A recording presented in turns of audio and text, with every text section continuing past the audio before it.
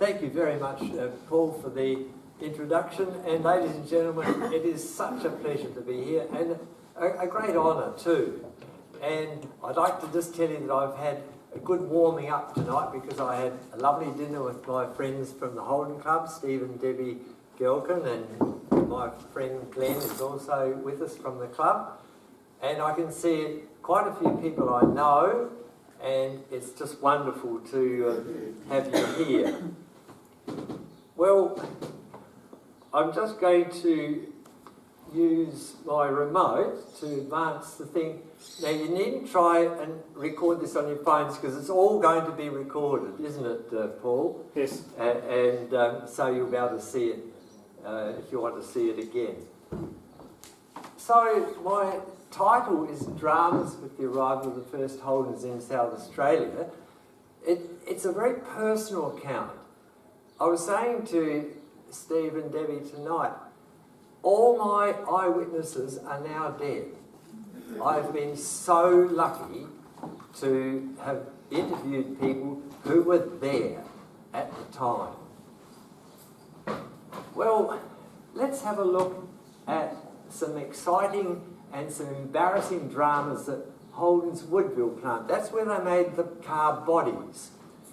Sunday the 28th of November. Now this is a really important date because the Holden car was totally secret until the 29th, the next day, when the Prime Minister of Australia, Ben Chifley, was going to unveil it. Now, only then was the general public allowed to see the car and know anything about it at all apart from its name. 18,000 people signed up for that car without knowing anything apart from its name.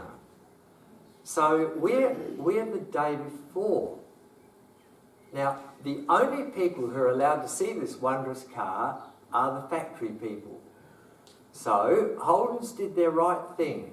They let all the employees see what they were helping to build before the general public. Now you can imagine on Sunday the 28th, the car is still secret for the public. And the employees at Woodville are going to have their preview of the car for which they helped to build the body. Look what turned up. There were 3,000 employees. So they were allowed to bring a partner and any children under 16. And the response was terrific. Well, they were welcomed at the gates and they were then allowed to have a look at this wondrous car. And you can see the asterisk there. That's where one of the cars was on display, which is the centre of our interest tonight. But they had 7 cars dotted around the plant for people to look at. Now, at the time, there were only 15 Holdens in South Australia. That's how short the supply was. That's all we got. And they were all from Melbourne. There's a car that's on display. They had that barricaded off so that at least people could see what it was like. Because the other cars, people were allowed to get in and out of and see what they were like. And isn't it interesting to see how they dressed up for the event? And everything was on display. You can see there's a black car in the background. So that's 2 of the 7 cars that were there. Now, all personal photography was banned.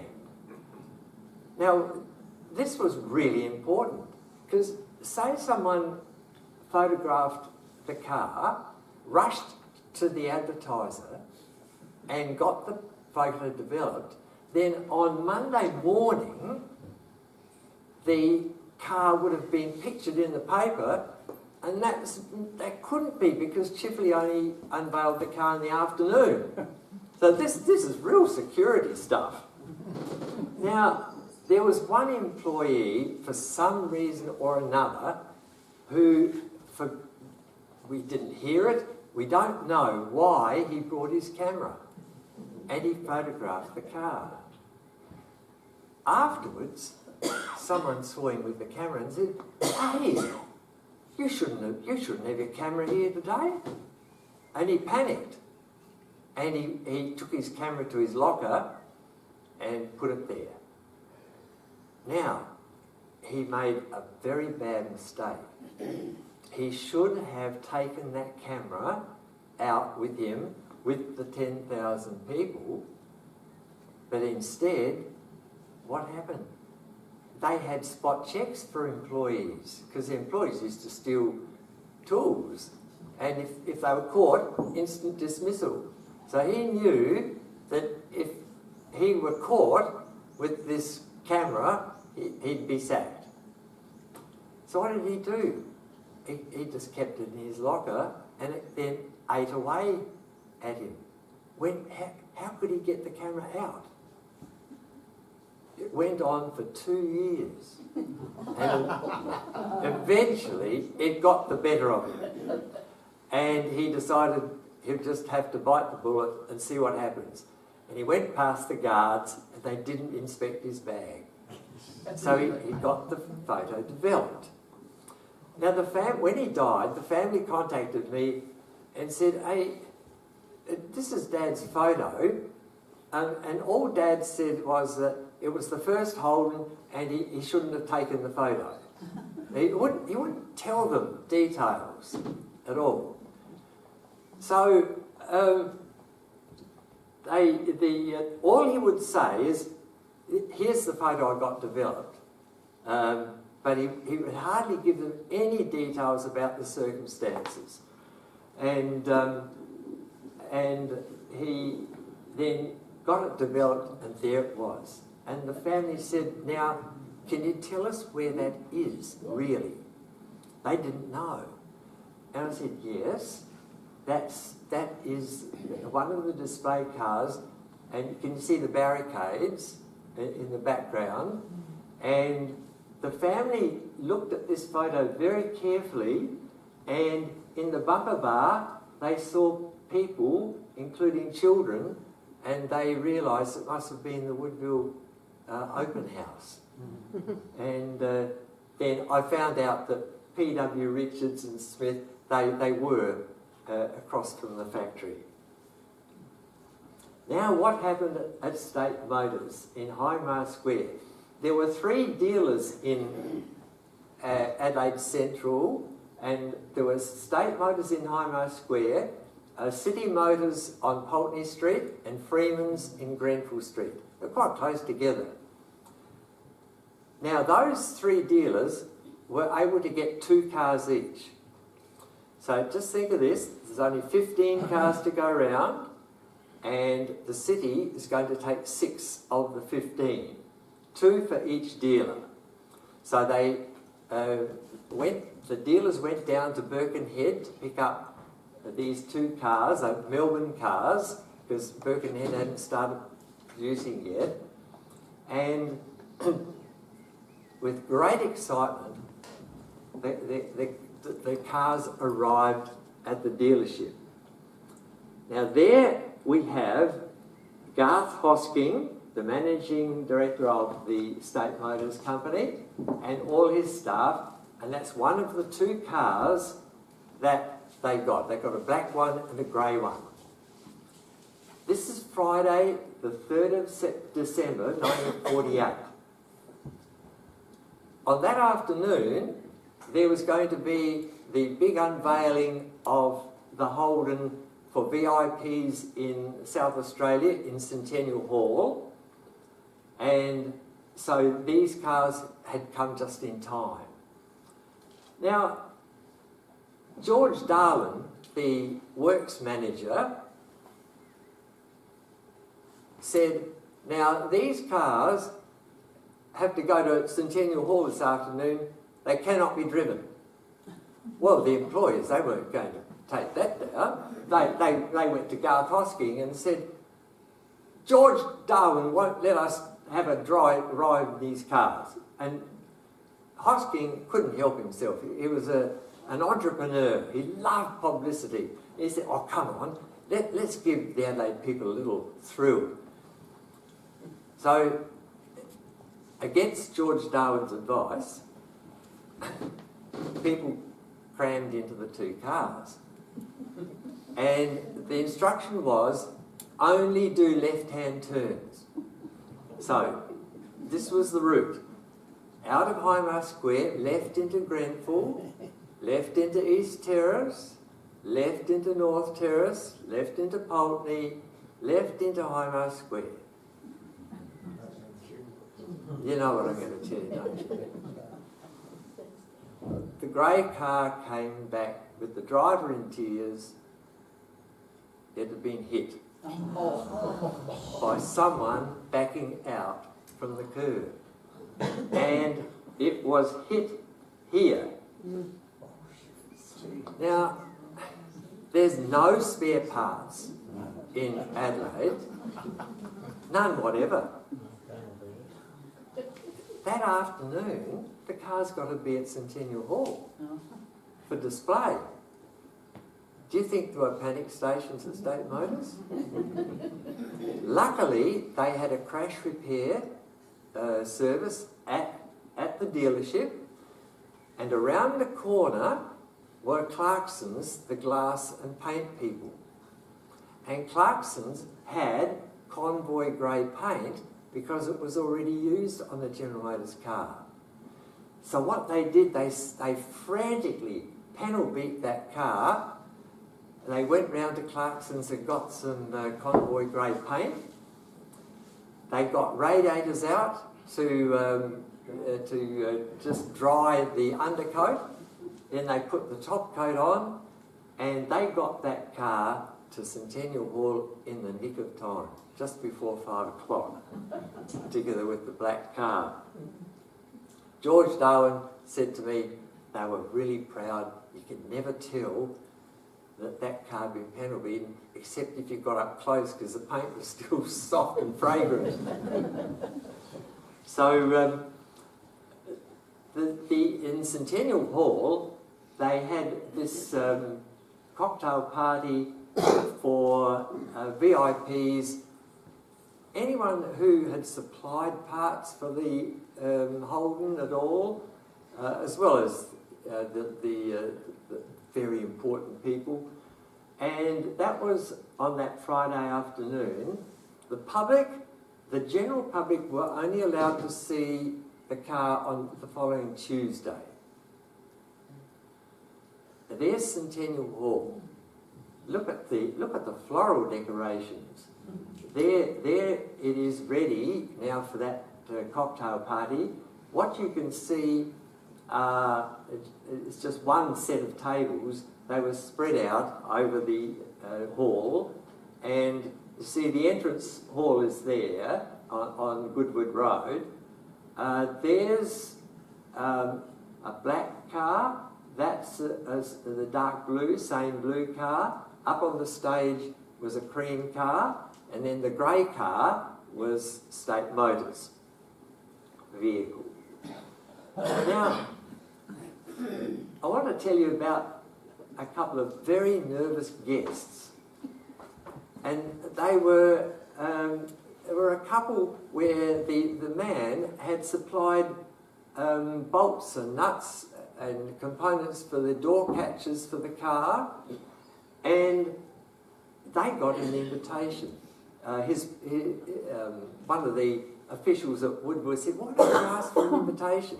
And he said, "I'm only a blue-collar worker, I wouldn't get one." He said, "Yeah, go on, you're a component supplier, ask." And he got an invitation. So he said to his wife, "Hey, we're going to have to get dressed up for this." And she said, "That's all right." She said, he said, "Let's buy you a nice dress." And she said, "No, I'll make one." She's a dressmaker.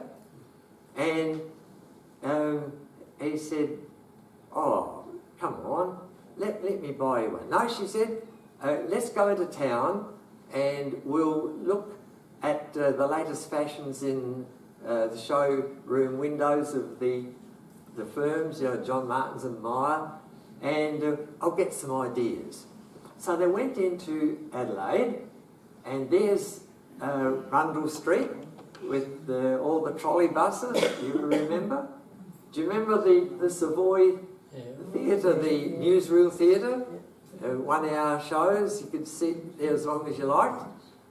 And they went to the forerunner of David Jones, which was Charles Burke's. Now, Charles Burke's was upmarket from John Martins and Myers, and Myers was here. So they went in, looked at the windows, and Mrs. Dyson got out her notebook when they saw something really nice in the window, and she sketched the dress that she really liked, and she went home and made a copy of it for the gathering. Then they were also embarrassed because they had to arrive by tram on Goodwood Road when all the other guests were arriving by private car. So they were pretty on edge about it.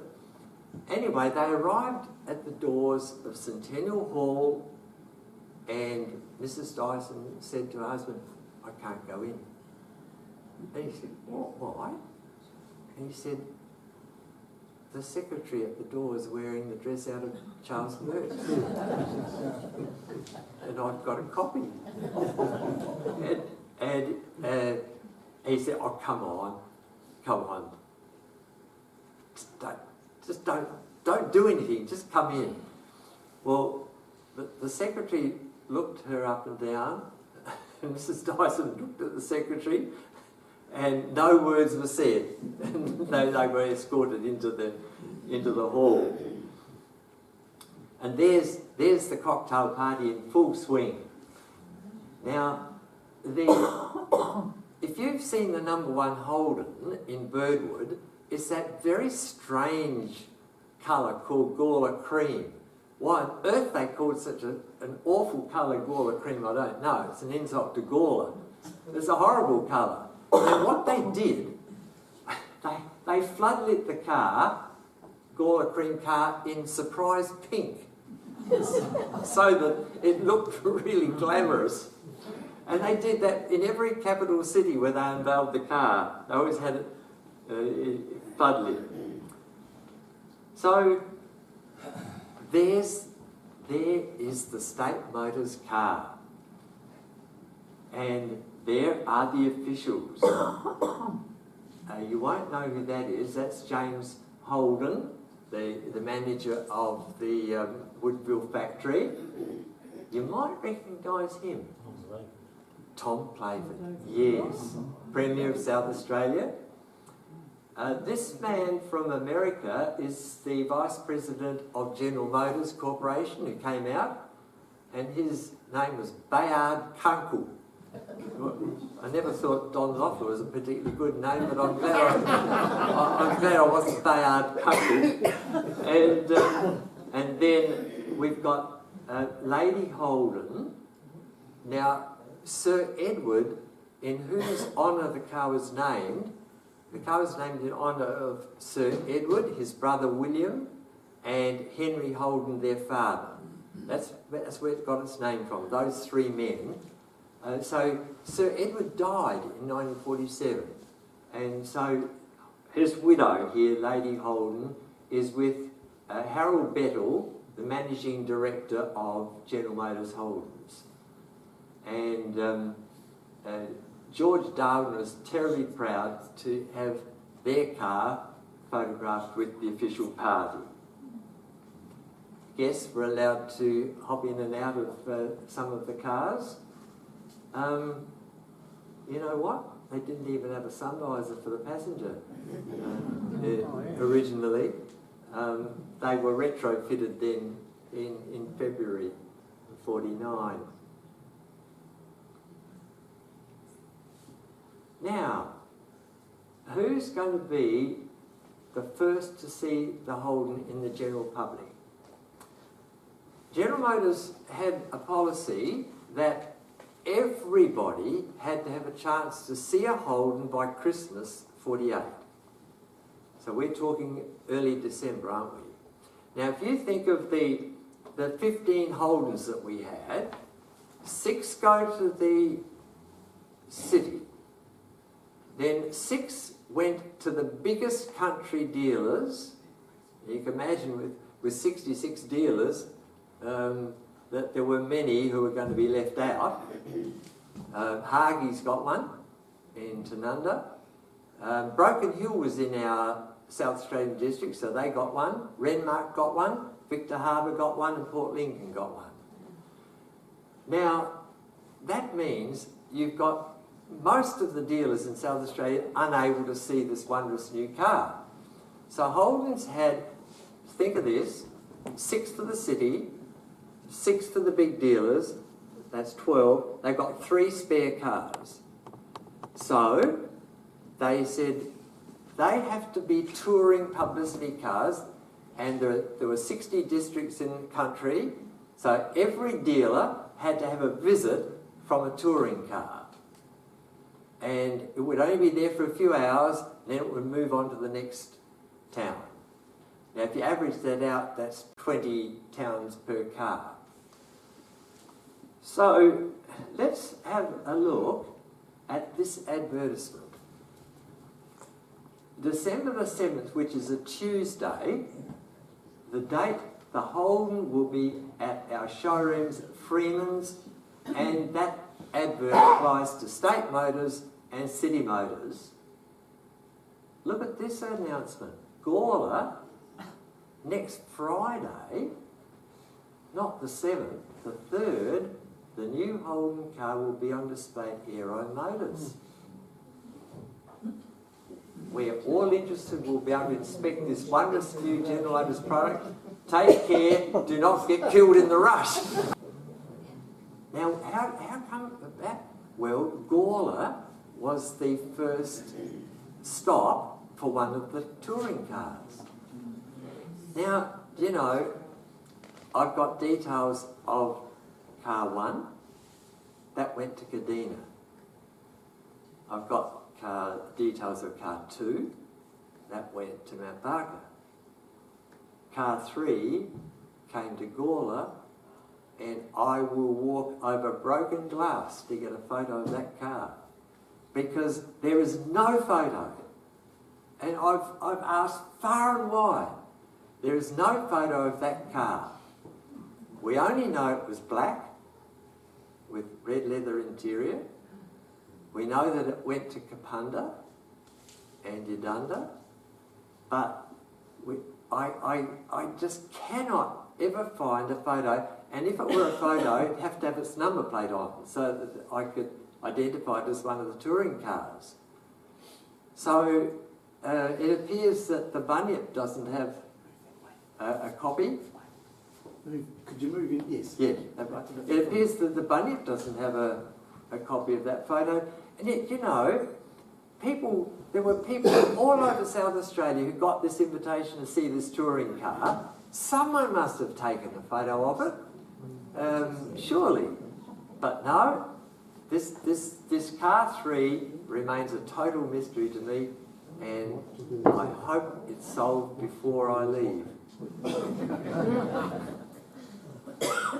So there's the Bunyip article, and then I'll enlarge this for you. Gawler will be able to see the new Australian-produced Holden car a few days before the city. Notice the headline? Gawler races city. They get in first. So the general public of Gawler could see this car on the Friday before the city people on the Tuesday. Now, that's not a contemporary photo, but that's Aero Motors, owned by the Curnow family, and that's a later photo of a couple of Holdens going into their dealership. They're on the corner, that intersection where the road out to Lynnock goes. This car had been decorated up.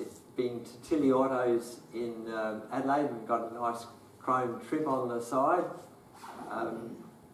The Kernos like to send cars to Tilly Autos in Mitcham to get all sorts of chrome strips and decorations put on their car. So that's the end of the dramatic arrival of the Holden. And I'll just now show you a couple of books I've got. I branched out. Having written 9 Holden books, I did a multi-make book of anything that was sold in the 40s, 50s and 60s, but original photos. No restorations or modern photos. They have to have been taken at the time. And on the cover we put a Volkswagen Beetle because it's easily recognisable by most people. And there's a very good reason why I put a Beetle with a Victorian number plate on, because the Victorians are good customers of us, and they buy a lot of Holden books, so I didn't want to put a South Australian number plate on there. This is a brand new reissue of my original book, but it's hugely expanded with photos that have never been published before by anybody. It's just been my privilege to have access to the archives, and that's only volume 1, and volume 2 will come out further down the track. And then I couldn't help myself. I was totally obsessed by Dudley Heinz's Wrecking Yard, and I went there 46 times, and I photographed hundreds and hundreds and hundreds of wrecks. And of course, in summer they look horrible, just bleached. But you photograph them in winter, when they're wet. You photograph them in spring when there's nice sort of grass growing up around them. They're very picturesque. And so that book is a book of 120 photos of Dudley's wrecks, made to look artistic. And you can have a look at them. If you want to buy them, you're welcome. You can use credit card or whatever. But do feel free to page through them and see what you like. So, Paul, that's my story. All right, thank you very much, Don. Now, I guess we have some questions, if we have. Like some questions. I was just wondering, you said there's no photographs of the one in Gawler? Yeah. Do you think maybe the guy that took the photo left his camera in his locker? What, in the Gawler railway station? Yeah. Any other questions? Yes, Rosalind. Why did they all have to turn left on? Didn't they have a right-hand flicker or something? That was so they didn't have to do tricky right-hand turns. Because remember in those days, that was right-hand turn. Yeah, no blinkers on cars, this was stop, wasn't it? And this was right, yeah. So, oh no, that would have been too tricky. Any other stories? Yes. The first one I saw was at the Gawler Trots in the December meeting in 1948. There was one parked opposite the primary school down here, a grey one. Right. That was the first one I saw. Interesting. Of course, numerous ones from when in the Red X trial with Ron Sanders, and he drove the Red X trial, and that was pulled into the Aero Motors when it got to Gawler. They rushed it in and serviced it, rebuilt it and sent it on its way. Well, so the Red X trials were 1953, 54 and 55. Yeah. But Gawler had an entry in that. Do you know that Holden's was in such scarce supply that they only went on sale to the public in February it was February the 25th, 1949. Yeah. It took them that long to get each of the 500 dealers in Australia one car. Yeah, well, this was in 48, I thought. Yeah, yes. Bruce Eastick used to buy them for his veterinary practice, and because there was such a delay, when he took a new one, he ordered the next one. Yes. And he had just over 50 Holdens in his time in his veterinary practice. Oh, goodness. One every, well, Yeah. the quickest he did was one in 6 months. He got it to 50,000 K, or miles those Yeah. days. Well, an uncle of mine was a very canny businessman, and he said to Jack Poisden, the dealer in Kapunda, well, I'm not going to buy one of those cars until I can see it. And Jack said, oh, well, very well, if that's your choice. So Uncle went in then to see Jack Poisden's first car, and he said to Jack, oh, I'll have one of them. Jack said, 2-year waiting list. Yeah, that's what it was. So Uncle said, okay, put my name down for a Chev or a Holden, and I'll go down the street and I'll put my name down for a Dodge DeSoto and a Plymouth, and I'll take whichever comes first of the 5. And 2 years later, the Chev came first. So he never got a Holden. Yeah, just a quick one. Looking at all the black Holdens, now you don't mention whether it's an FX Holden was the 48. I actually got my driver's licence in a 48 FX in 64. So did I. Okay. Might have been the same one. So easy to drive, and they lasted a long while. Oh, the day I turned 16, went down to the police, Yeah. filled out 10 questions, and I got the licence. And No drive driving around the test. block and say, I'll take you back to the station, it's time for lunch. Okay, sign off. Yep, easy as. Yeah. Any other questions? Yes. The cars that came in, did they have like a name like the man said? Was it a FJ or a H? Yes, so the actual name of that first car was 48215, Yeah. and only the dealers really knew that. For the general public, it was just a Holden. So when the FJ came out, it was called the New Look Holden. Then when the next model came out, you couldn't call that the New Look Holden. So they started to use the proper name, FE Holden, and before that the FJ Holden. Now with 48215, that meant nothing really, and it got the nickname of FX, and a lot of people don't realise that it came from Holdens themselves. It's a bit of a long story, it's too long to tell you how it happened, but the name, it started within Holden itself, and then the public loved it, of course, because it sounds right, doesn't it? This is the FX, and then you've got the FJ. Yeah, so, but you've got to watch out where you say FX. I said it to one of the factory employees, and he went red and nearly had a heart attack. He said, don't you ever say that word to me again. Oh, okay. Must have had a bad effects on him. Yeah. Anyone else? Any other questions?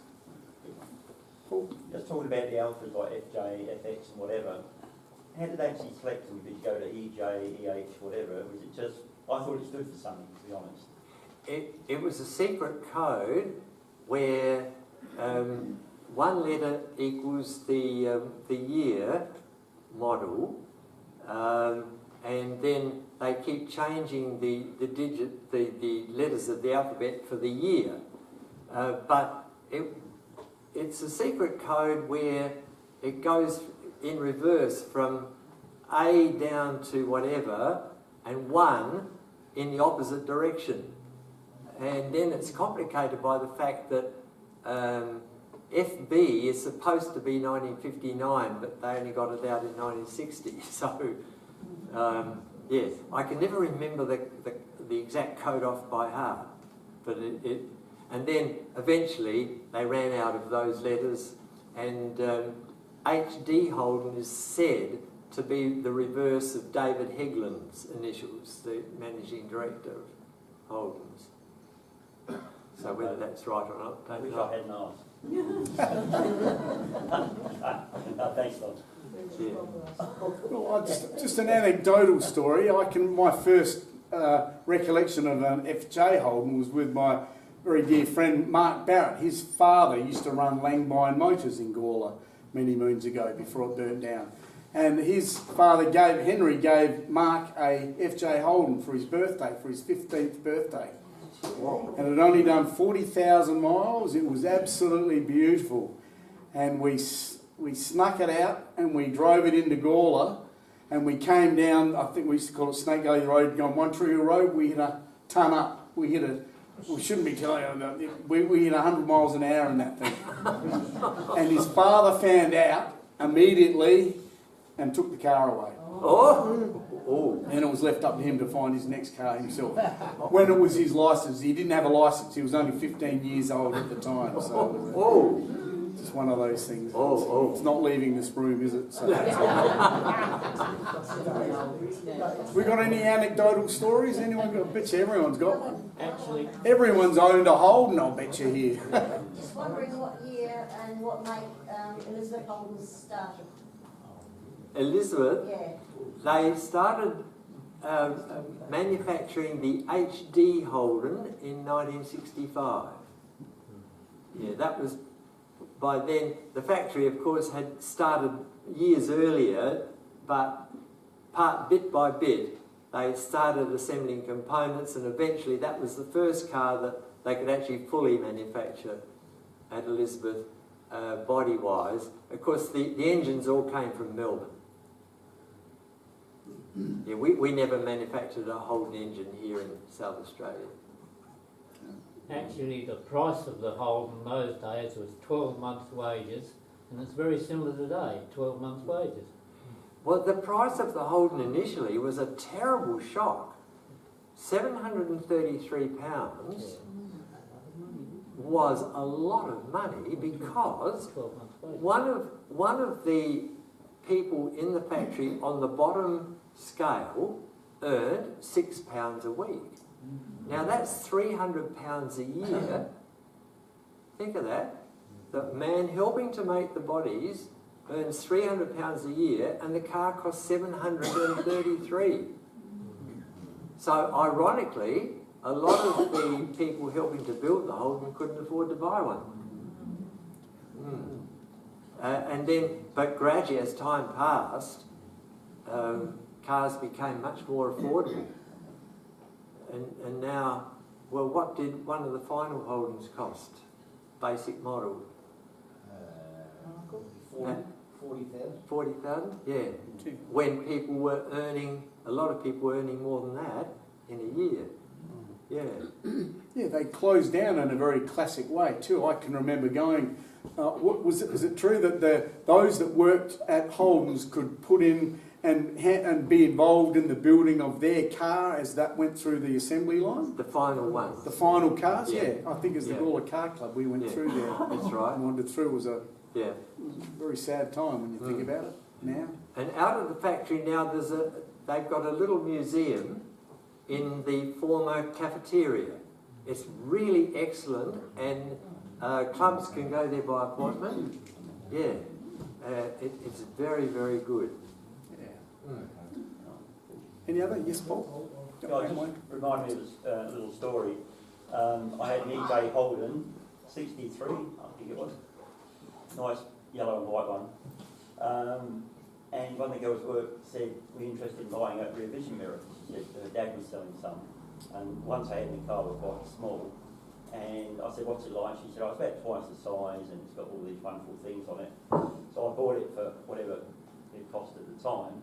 And then I'm reading in the paper about 3 weeks later that they'd busted the security people at the plant because they were knocking stuff off and selling it. And her dad was one of the security officers, so I quickly took the rear vision mirror off and put it away.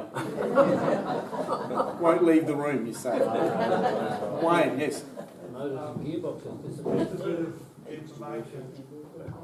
In the late 60s, I ran an FJ in what was called a pre-EH series at Ballard, and the car that I actually drove was a copy that Kim Oranger actually had built.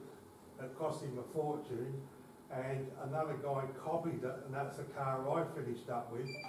And it was an Easter meeting, and we started off, and it started pouring with rain. And we got to the first corner, and we were 4 wide with water running straight across the track. So it was a very interesting time, and that was my first race in the car. So, but it had triple SUs on it, and went like a rocket. Is that at Malala? At Malala. Right. Still the old 3 on the tree, where we went. And the other trick was, because they only had bench seats. So if you start racing, you're going to slide from one side to the other. So what they used to do is take the middle of the spring out. So you sunk into the spring, into the seat, and you stayed there. It's just a little bit of fun. Anyone else got any anecdotals? No. All right, good. Look, thank you very much, Don. That has been absolutely entertaining, listening to those early dramas. And to show the thanks from the Gawler history team, we have just a little thank you basket we'd like to present to you. A little? Thank you very, very much for our appreciation. Oh.